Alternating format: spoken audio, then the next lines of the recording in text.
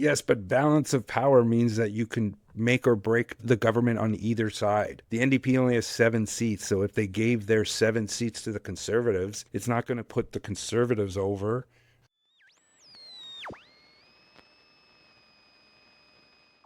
But that's the thing, that's the Bloc could actually sway the balance of power. What the NDP can do is topple the government, not necessarily. So what the NDP can do is create a majority government or prevent it. That's not necessarily the balance of power. The Bloc can actually hold the balance of power. Yeah, my math is pretty fucked up. It's very late, and I've been streaming for like 9 hours. But yeah, you know what I mean though. Like the Bloc would be the ones I would consider to be holding the balance of power. In the end, though, it's just mute. They're gonna have to though, because the alternative is the Conservatives. This is the thing that we've been sitting in. The only way to resolve this problem, and this is what I was getting at, is next year is there's the Quebec election. Quebec is going to elect Parti Québécois. Parti Québécois is going to turn Quebec more left. I mean, I don't think it's as simple. Like, what if the issue is abortion? The Liberals have to work with the Bloc. The Bloc is far more progressive on that type of issue than the Liberals would ever be. So there's certain, and this is the thing, is that the Bloc is savvy, so they put forth things that handcuffs the Liberals into needing to position themselves with them. Yes, but balance of power means that you can make or break the government on either side. The NDP only has 7 seats, so if they gave their 7 seats to the Conservatives, it's not going to put the Conservatives over. I guess that it just depends on if they get to a majority or not, which I don't think is going to happen. Like Jagmeet Singh's riding of Pretty South. What do you think made a difference for you and dealing with these electoral boundary changes as well? It might be that we just have a different definition of balance of power depending on the political situation. If we're talking about like the Ireland balance of power, yes, but that is the balance of power, right? But it's a balance of power. Let's agree to say it is a balance of power, not the balance of power. Because I would say the balance of power is if like you are a party that if you have the certain amount of seats that you could create government by moving with either side, like holding a balance of, I mean, we're being semantic. I'm being semantic. You're right.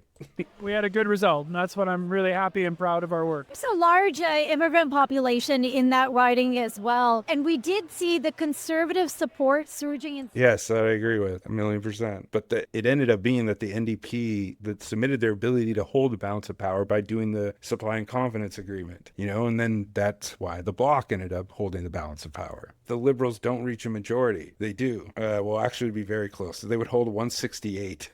So yeah, the Bloc don't hold the balance of power either, unless the Libs lose one more seat. Then they really would. And then Quebec would be in fucking the driver's seat. Because then if Quebec is in a spot where they can give themselves to either side to get them to form government, as stupid as it sounds, that is the best case scenario because it forces everybody to have to work together. The balance of power is like a conduit of power. If the NDP didn't want to work with the Liberals, if they had the balance of power, that would mean that they can go to the Conservatives and then the Conservatives can form government. The Bloc, yeah, but that's not the balance of power. You are a balance of one side getting a majority, but say if the Liberals held 2 less seats, the Bloc would be able to move on either side. The Bloc could go to the Conservatives and have the Conservatives form a minority government with them in a coalition. They could go to the Liberals and do the same thing because they would hold the balance of power. They would be the conduit of power. Where they go is where power would go. That would, to me, be the definition of balance of power. Anyways, we don't need to argue about it, but I understand that they would hold a balance of power by keeping but there's no threat against the Liberals. If the Liberals just say, okay, we're not going to work with you, there's no consequence to it. The only thing that could happen would be that the cons, the Bloc, the NDP, and the Green form a coalition around the Liberals, which would never happen in a million years. I mean, I just think we're operating in different definitions. Because, like, I don't know.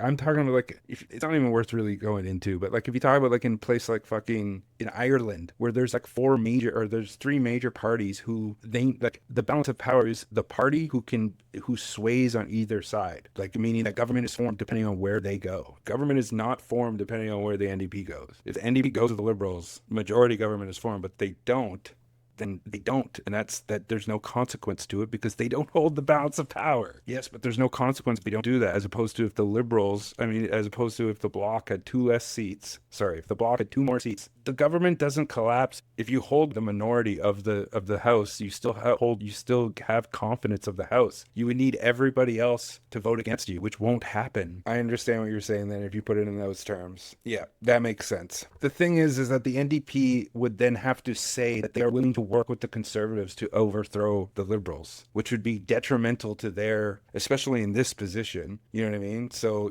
in theory, you're totally right. I didn't think about it that way. You're right. But like the NDP would have to then say, okay, well then we're going to align with the Conservatives to get you out of government, to make you lose confidence, which is just fundamentally like, it wouldn't be something that they would do. Of course they could, but it just wouldn't happen. They would far more likely do the supply and confidence agreement again with the Liberals than say, okay, well, then we're more willing to work with the Conservatives. Jamie literally didn't do that until the day that he got his fucking pension. Now, while the election results came too late to make headlines in traditional newspapers around the world, it is making waves. Yes, but that's only if the NDP is the Guardian's daily online newsletter, and as you can see, it would be political suicide for the NDP to then say, okay, you're not going to work with us, and we have 7 seats, so then we're going to make it so that you have to, like, we're going to have an election called again. To then hand it to the Conservatives? Why would the fuck would they ever do that? They would never do that. Like, of course, the system allows it, but within the realm of politics, that would never happen. All right, I see what you're saying. We have a different definition, but yes,